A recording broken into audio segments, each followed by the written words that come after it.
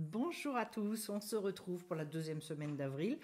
Donc ce mois de Nissan, qui est le mois des miracles, qui est le mois de j'arrive à tout faire exploser les barrières, les empêchements, etc., etc. J'ai fait un petit tirage, je vais vous montrer les cartes au fur et à mesure.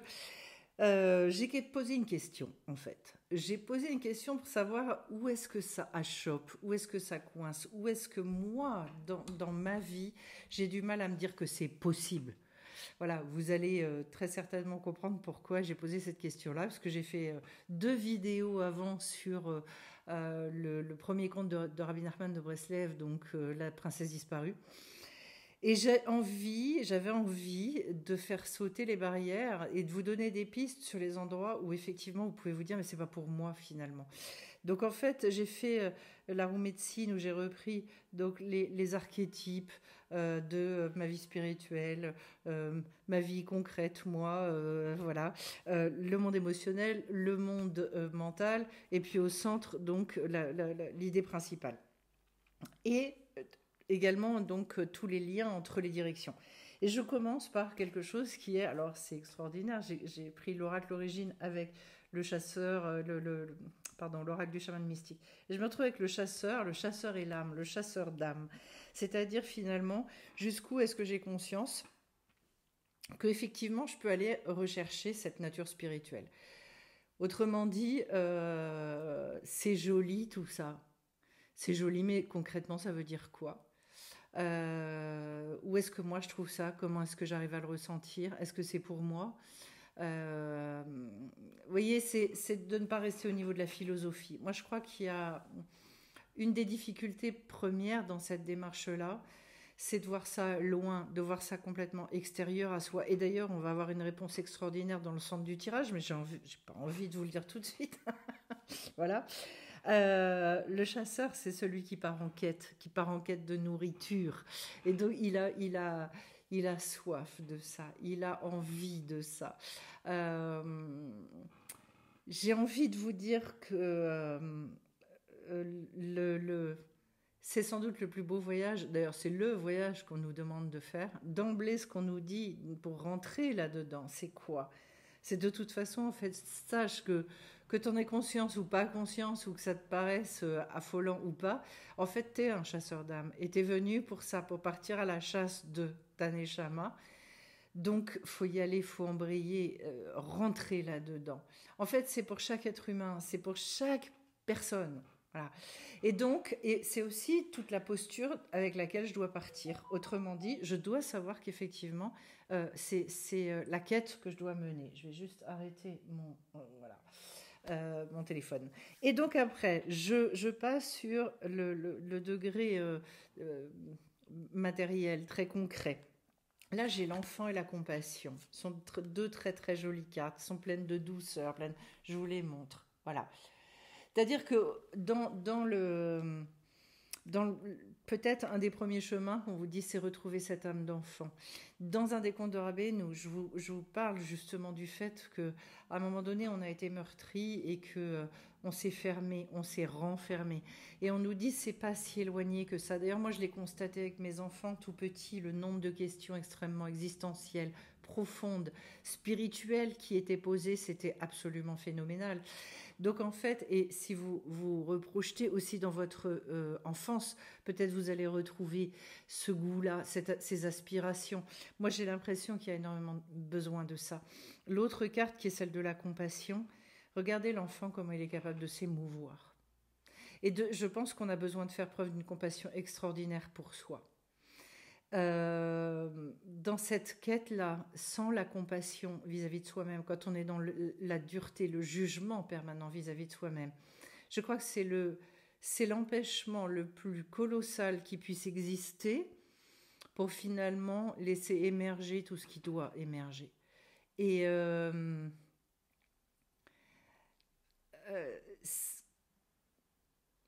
y a une autre chose qui me vient, compassion. C'est aussi cette notion de faire les choses justement avec passion aussi. C'est-à-dire d'avoir un regard émerveillé, mais déjà émerveillé sur soi-même. Euh, de retrouver ce feu dont vous allez entendre parler après dans le conte de la princesse disparue.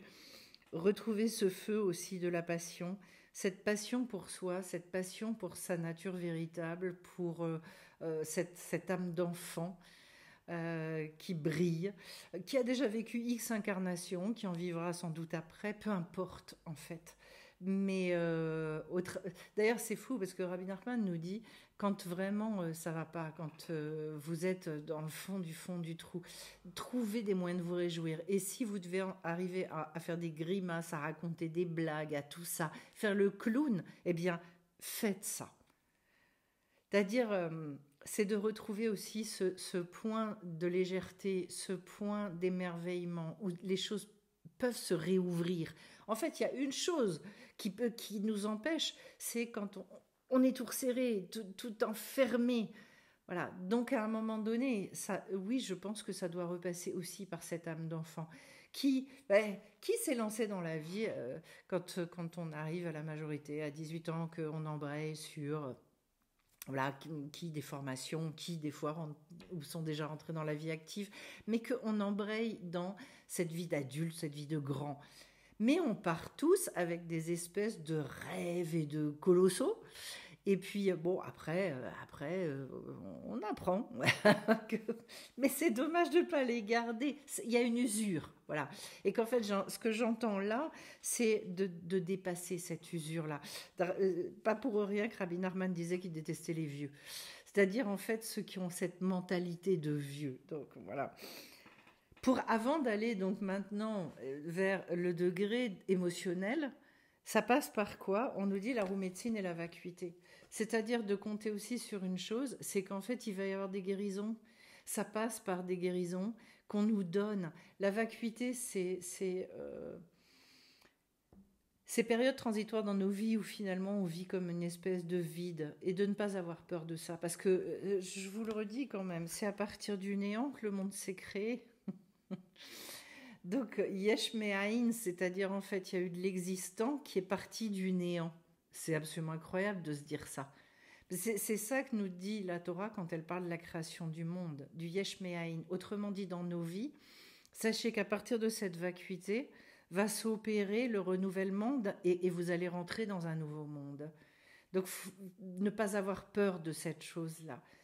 Et peut-être de se dire, c'est peut-être parce que justement je suis dans le Aïn, dans cette espèce de truc, voilà, il n'y a plus rien, je sais plus rien, rien, que tout à ce moment-là peut renaître, tout peut repartir. Si je vais donc maintenant sur le degré émotionnel des choses, j'ai la lune et l'eau. Donc on est en plein dedans. Hein. Voilà. L'eau, c'est l'émotion. Et l'eau, d'ailleurs, dans l'arbre des séphirotes, ça représente le chesed, c'est-à-dire en fait avoir un cœur généreux, un cœur bon. Donc retrouver non seulement cette ouverture du cœur, mais avec la lune, c'est tout ce côté intuitif, d'accepter aussi beaucoup les montées et les descentes, puisque la lune va représenter énormément ça, et de se dire en fait... mais petit à petit, de nourrir l'équilibre émotionnel. D'où le stage du mois d'avril sur l'équilibre émotionnel. Parce qu'en fait, c'est pas parce que dans nos vies, il y a des montées et des descentes. Et c'est vrai, bien sûr que ça nous impacte au niveau du mental, du moral, des émotions. Mais c'est d'apprendre à gérer cette chose-là pour que ça ne sombre pas, pour qu'il n'y ait pas une espèce de comment vous dire, pour que malgré tout, ça reste en lien avec quelque chose qui est de l'ordre de la stabilité. Donc oui, on va descendre et on va monter, mais on le fera dans des proportions beaucoup moins importantes, donc beaucoup moins dans les extrêmes que ce qu'on a pu vivre autrefois. Et donc, je dirais de ne pas avoir peur de plonger dans l'eau, c'est-à-dire plonger dans nos émotions, qui sont pourvoyeuses d'énormément d'informations, d'énormément aussi de possibilités de guérison, d'avancée, etc., etc., c'est-à-dire que si en fait je lutte contre mes émotions négatives, que ce soit la colère, le découragement, la tristesse, etc., etc., c'est justement pour me montrer qu'en fait je peux acquérir et je peux aller exactement à l'extrême opposé. C'est là toutes mes aspirations et que je ne dois pas me dire que c'est impossible. Donc, et je vous assure, enfin moi je le vois avec les gens avec lesquels je travaille. Donc voilà, j'ai des gens qui arrivent et qui me disent voilà, je suis en plein arrêt de travail, burn-out, comment ça s'appelle antidépresseurs, etc., etc., et qui, quelques mois après, ont arrêté les antidépresseurs, bossent et ont le sourire jusque-là. Je le vois, je le vois. Des gens qui sortent de la boulimie, des gens qui sortent de l'anorexie aussi, avec des choses qui se passent qui sont absolument extraordinaires. Donc voilà, c'est de se dire il n'y a jamais rien d'impossible. Il n'y a jamais rien d'impossible. C'est pas parce que j'ai pas trouvé le chemin encore aujourd'hui pour me sortir de là que ça veut dire que ça n'existe pas. De toute façon, il y a une promesse, même si cette promesse, et je le dis avec énormément de tendresse et de respect pour les gens qui traversent des choses extrêmement difficiles et qui n'ont pas trouvé cette porte de sortie. Mais dans la Torah, on nous dit que quand Hachem envoie un problème, il a envoyé la solution avant. Ça veut dire, ce serait d'ailleurs ignoble de mettre l'être humain dans une difficulté en lui disant bah maintenant patauge, vas-y lâche-toi. Et puis la solution, bah peut-être que oui, peut-être que non. Mais ce serait atroce. Comment est-ce qu'on peut imaginer d'ailleurs dans une vie spirituelle qu'il puisse y avoir un créateur qui a fait les choses de cette manière-là? C'est pas gérable. La seule chose, c'est qu'on nous a tellement appris, je sais pas, des choses culpabilisantes et puis du mensonge, un énorme mensonge. Mais comme on trouve pas la solution, on se dit qu'elle n'existe pas. Voilà. Donc de dépasser ça et de se dire là où moi j'ai mis de l'impossible, et notamment dans mon monde émotionnel, je sais que de toute façon, non, toutes les réouvertures, toutes les guérisons, elles sont possibles là également. Ensuite, et pour passer maintenant vers le mental, alors avant de passer vers le mental, j'ai envie de vous dire aussi une chose qui me vient par rapport à l'enfant, parce que ce qui me vient, c'est que l'enfant n'a justement aucun jugement. Et que l'enfant, il y a cette tendresse chez lui. À quel point l'enfant, mais même avec des parents maltraitants, l'enfant, il continue à aimer, il continue à avoir un cœur ouvert, c'est impressionnant.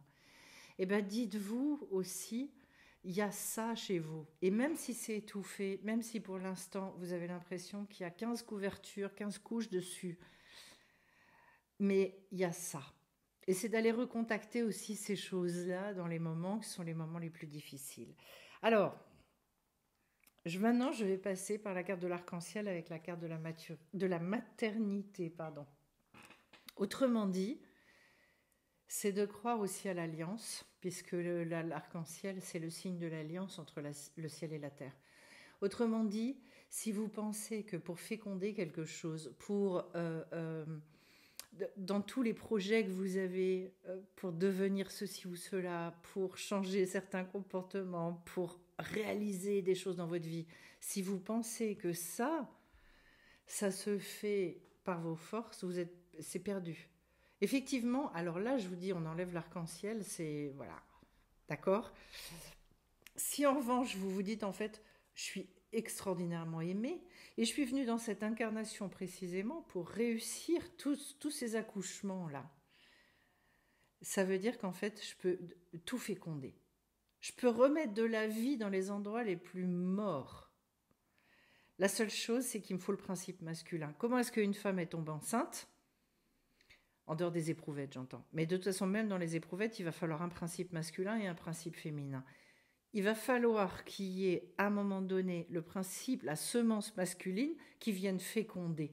Et donc, si je ne me laisse pas féconder à un moment donné et que je ne reçois pas quelque chose de là-haut, je ne vais pas pouvoir faire grandir et devenir mère, de pouvoir accoucher de quelque chose. Voilà. Donc, et c'est ça qui rend le tout possible. Je veux dire, quand j'ai voulu des enfants, je n'ai même pas essayé de le faire toute seule. Hein. Ça ne m'est pas venu à l'esprit. Voilà, bah peut-être que en revanche, le curieux, c'est que j'ai voulu mettre au monde tout un tas de choses dans ma vie et que pendant des années, j'ai voulu faire sans la semence et je me suis rendu compte qu'en fait ça marchait pas.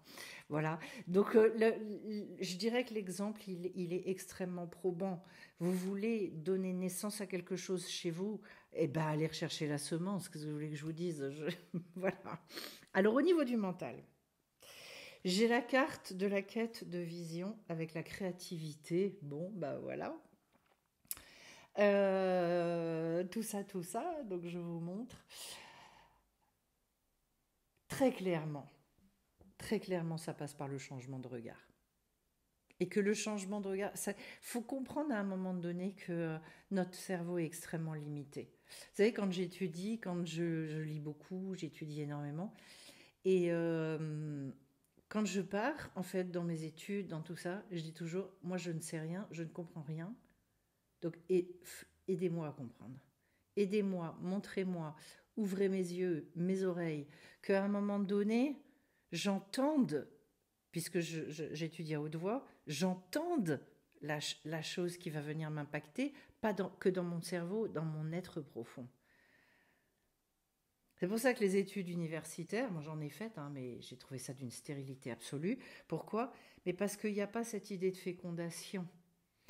Il n'y a pas cette idée de devenir.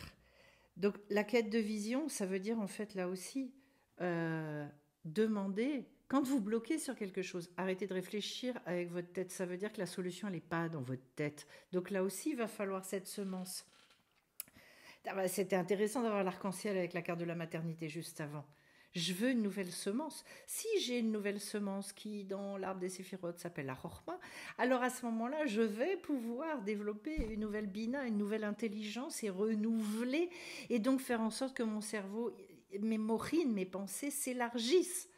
Ça, oui, voilà. Et retrouver une créativité et me dire, ah ouais, donc ça marche comme ça, donc tac, tac, tac, et hop, hop, hop, hop. Et là, d'un seul coup, je retrouve un moteur. Allez hop, ça repart, ça repart. On n'est pas autosuffisant, hein. On n'est franchement pas autosuffisant. Mais qu'est-ce qu'on nous a dit? On nous a appris, mais fais tout seul, allez, débrouille-toi. Non, mais c'est quoi ce monde? On est là pour créer du lien, on est là pour créer du partage, on est là pour faire l'union toujours l'union entre les choses. Donc si on ne fait pas l'union, on reste dans la stérilité, c'est tout. Alors, une fois que j'ai renouvelé cette vision des choses, j'ai 2 très très jolies cartes aussi. Enfin, c'est sorti tout seul. Qu'est-ce que c'était facile, ce tirage, c'était extraordinaire. J'ai la carte du conseil avec les rêves. On va vers le spirituel, je vous le rappelle. C'est-à-dire que quand j'ai renouvelé mon intelligence et que je me suis dit, donc en fait, là, t'étais enfermé, mais en fait, tu peux ouvrir complètement. Waouh! D'un seul coup, il s'agit de se reconnecter, de recontacter le monde du rêve et d'aller rechercher les conseils. Ça veut dire quoi? Alors on peut rêver endormi, on peut rêver éveillé aussi. Et effectivement, dans l'établissement de cette connexion, et ça se muscle, c'est pas un truc, vous savez, il y a des gens qui vous font croire que ils ont un don spécifique et qu'ils sont connectés, et comme ils sont connectés, ils sont canal de je sais pas quoi. Je vais vous dire, heureusement, on est tous des canaux, parce qu'en fait, si on n'avait pas cette lumière permanente qui descendait, de toute façon, on ne vivrait pas 2 secondes. Donc on l'est tous. La seule chose, c'est est-ce qu'on a habitué, développé des sens pour ressentir, entendre, goûter ou pas? Est-ce que finalement, on a déjà cette aspiration? Parce que le but, c'est de s'autonomiser. Le but, c'est pas de rester dépendant de gens qui ont fait ce boulot-là avant vous. Le but, c'est que vous vous rendiez compte, puisque c'est votre identité, que vous êtes fait comme ça, vous fonctionnez de cette manière-là. Donc il va falloir vous servir de vos outils. À un moment donné, c'est dommage d'avoir une telle trousse à outils et de pas savoir, en fait. Quand on arrive à opérer cette chose-là, donc savoir être à l'écoute, et au début ça passe par des petites choses, des choses extrêmement simples, n'allez pas chercher des choses compliquées, la vie n'arrête pas de vous parler. Vous arrivez au niveau spirituel, et là j'ai le chaman mystique avec la parole. Alors, j'étais contente d'avoir la carte de la parole. J'étais extraordinairement contente parce qu'en fait, c'est la parole créatrice, c'est-à-dire toute cette importance dont Rabbi Nachman parle tout le temps, de dire les choses à voix haute, que ce soit dans l'Itbo des doutes, c'est-à-dire dans toute cette discussion qu'on a avec le divin, que ce soit dans donc de certaines prières, que ce soit dans l'étude, comme je vous disais, que ce soit... C'est que tout se fait... En fait, on crée des mondes avec la parole. On crée des mondes avec la parole. C'est incroyable de se dire ça. Voilà. Et que ce soit d'ailleurs en hébreu, ou que ce soit en français, ou que ce soit en chinois, ou que ce soit... On crée des mondes. Alors, l'importance de la parole au niveau de votre spiritualité en lien avec ce chaman mystique. Et d'ailleurs, le chaman mystique, il s'exprime, il chante, lui aussi, ça passe par la bouche. De toute façon, tous les êtres spirituels, ça passe par la bouche. Ce qu'il y a d'intéressant d'ailleurs, c'est de se dire au niveau de l'arbre des séphirotes, la bouche, elle va correspondre à la malchoute. C'est-à-dire, en fait, c'est le sens... autrement dit, entre la pensée et l'action, il y a besoin pour que ça advienne qu'il y ait l'expression, la parole.